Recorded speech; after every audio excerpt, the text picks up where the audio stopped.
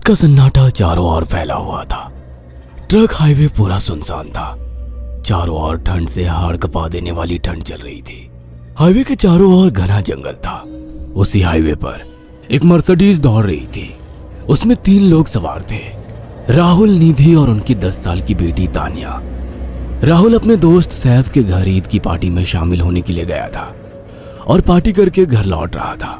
निधि ने मुस्कुराकर ड्राइव करते हुए राहुल से कहा, कुछ भी कहो राहुल, आज तो ईद की पार्टी में मजा आ गया।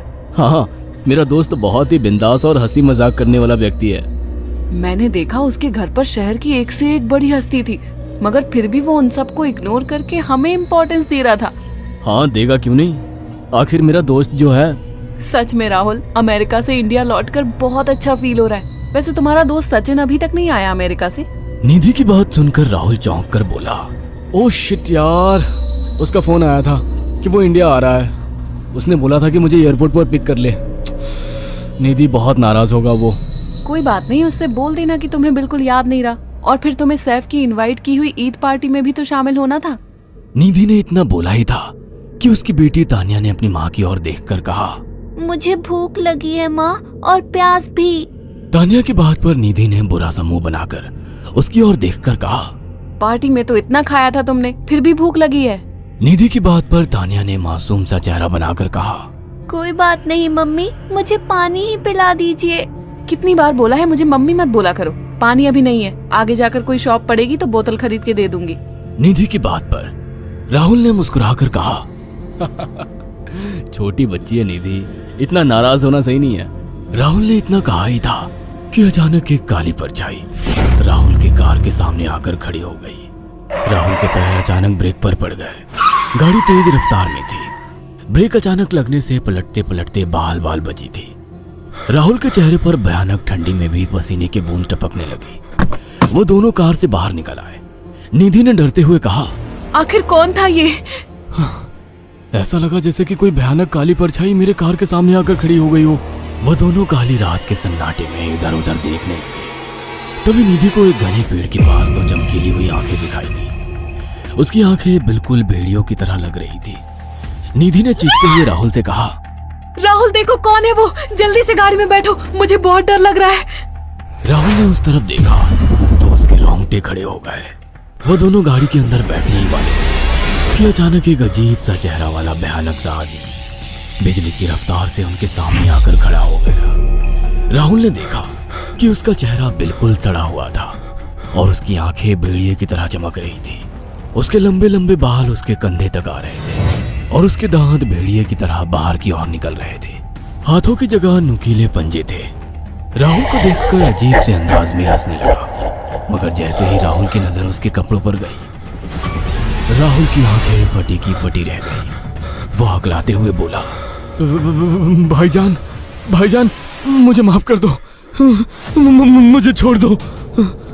राहुल ने इतना कहा ही था कि अचानक उस अजीब से दिखने वाले भयानक आदमी ने अपने पंजों से राहुल की गर्दन कसकर पकड़ ली और एक ही सेकंड में उखाड़ कर जमीन पर फेंक दी। राहुल के धड़ से लाल रंग का खून का फुहारा फूट पड़ा। इस भयानक मंजर को देखकर निधि के गले से एक जोरदार चीख निकल गई। निधि इससे पहले भागती कि अचानक उस भयानक दिखने वाले आदमी ने निधि को पकड़ लिया और अपने नुकीले पंजे उसके पेट में गड़ा दिए और उसकी अतड़ियां बाहर निकाल दी। निधि की एक दिल दहला देने वाली चीख सन्नाटे को चीर गई।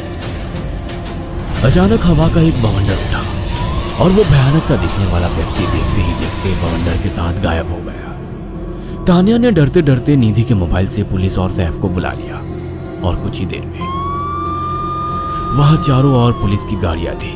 पुलिस ने राहुल के दोनों दोस्त सैफ और सचिन को वहीं बुला लिया। इंस्पेक्टर अर्जुन ने दोनों से कहा, मैंने ऐसी हत्याएं अपने करियर में कभी पहले नहीं देखी। ये काम तो ना किसी जानवर का लगता है, ना ही किसी इंसान का। सचिन कपकपाती हुई आवाज में बोला, आप कहना क्या चाहते हैं? कुछ कह नहीं सकता।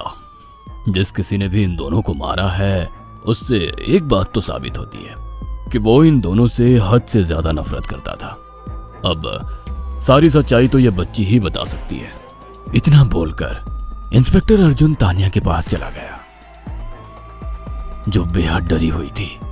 तानिया ने आंखों देखी सारी घटना इंस्पेक्टर अर्जुन को बता दी। तानिया की बात सुनकर इंस्पेक्टर अर्जुन कंफ्यूज चेहरा लेकर मोबाइल पर किसी से बात करने लगे। सचिन इंस्पेक्टर के पास आ गया और सैफ भी डरता हुआ इंस्पेक्टर अर्जुन के पास आकर बोला, क्या हुआ इंस्पेक्टर? तानिया ने क्या बताया? उसने जो बताया वो काबिल यकीन नहीं है। उसकी बात पर किसी भी तरह से यकीन नहीं किया जा सकता। फिर भी कुछ तो बताया इंस्पेक्टर। हाँ, उस बच्ची के मुताबिक एक भूत ने निधि और राहुल को बड़ी बेदर्दी से मारा है। इंस्पेक्टर की बात सुनकर दोनों बुरी तरह से चौंक गए। क्या मतलब है इस बात का? बच्ची बेहद डरी हुई है। हम आगे की तफ्तीश जारी रखेंगे। निधि और राहुल तो चले गए, अब तानिया को मैं रख लूंगा। नहीं, राहुल मेरा अच्छा दोस्त था। तानिया अब मेरे साथ रहेगी। देखिए, बच्ची के माँ बाप अब इस दुनिया में नहीं है और आप दोनों भी शादीशुदा है। मुझे नहीं लगता कि आप दोनों बच्ची की सही से देखभाल कर सकते हैं। मेरी कोई औलाद नहीं है।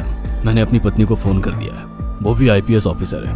ये बच्ची आज से मेरे साथ रहेगी। उसका मासूम चेहरा मेरे दिल में उतर गया है। अब तुम दोनों जा सकते हो। पूछताछ के लिए मैं जब भी तुम्हें बुलाऊं तुम दोनों आ जाना। इंस्पेक्टर ने ये बात बोली ही थी कि अचानक वहां पर मौसम बदल गया। चारों ओर काली घटाएं छा गई और एक भयानक बवंडर उठा और देखते ही देखते सब पुलिस वालों के सामने वो भयानक चेहरे वाला आकार सबके सामने खड़ा हो गया। उसको देखकर सबके रोंगटे खड़े हो गए। देखते ही देखते उसने अपने भयानक पंजे सैफ की आंखों में डालकर उसकी आंखें निकाल ली। सैफ ने चीखते हुए वहीं दम तोड़ दिया। उस भयानक आदमी को देखकर सचिन उसके पैरों पर गिर गया। तुम तो भाईजान से कपड़े पहने हो। मैं समझ गया, तुम भाईजान हो। मुझे माफ कर दो भाईजान, मुझे यहाँ से जाने दो। मैंने कुछ नहीं किया था। वो भयानक चेहरे वाला गुर्राते हुए बोला, बता इन सबको कि ये सब इतनी भयानक मौत क्यों मरे। सचिन दौड़ता हुआ इंस्पेक्टर अर्जुन के पास गया और बोला, मैं जानता हूँ इसने इन तीनों को क्यों मारा। इसका नाम भाईजान था। जब ये जिंदा था ये किसी का भाई किसी की जान था। बहुत साल पहले ये हम सबका बहुत अच्छा गहरा दोस्त और बिजनेस पार्टनर था। ये सबकी बहुत मदद किया करता था। इसकी प्यारी सी बेटी थी तानिया, जो इस वक्त कार के अंदर बैठी हुई है। ये इसी की बेटी है। भाईजान अपने सारे पैसों से एक बहुत बड़ा हॉस्पिटल खोलना चाहता था जिससे गरीबों का मुफ्त इलाज किया जा सके, मगर हम तीनों इसके लिए तैयार नहीं थे। हमारी नीयत उसकी दौलत पर खराब थी और एक दिन हम सब धोखे से ईद के दिन भाईजान को यहाँ ले आए और इसे मारकर फेंक दिया। तो फिर तुम सबने इसकी बेटी को क्यों जिंदा छोड़ दिया? हमें बाद में पता लगा कि भाईजान ने सारी जायदाद अपनी बेटी के नाम कर दी है, इसीलिए हमने भाईजान की पत्नी को भी मार दिया। और तानिया का तुम 18 साल की उम्र पूरी करने का इंतजार कर रहे थे ताकि सारी जायदाद अपने नाम करा सको और बाद में उसे भी ठिकाने लगा सको। इसी के लिए तुम दोनों इस मासूम बच्ची को अपने साथ रखने की जिद कर रहे थे। जी, आपने बिल्कुल सही कहा। हम तानिया को भी इसी जगह लाकर मार देते। सचिन की बात सुनकर इंस्पेक्टर अर्जुन की आंखों में खून उतर आया। इंस्पेक्टर अर्जुन के कुछ कहने से पहले ही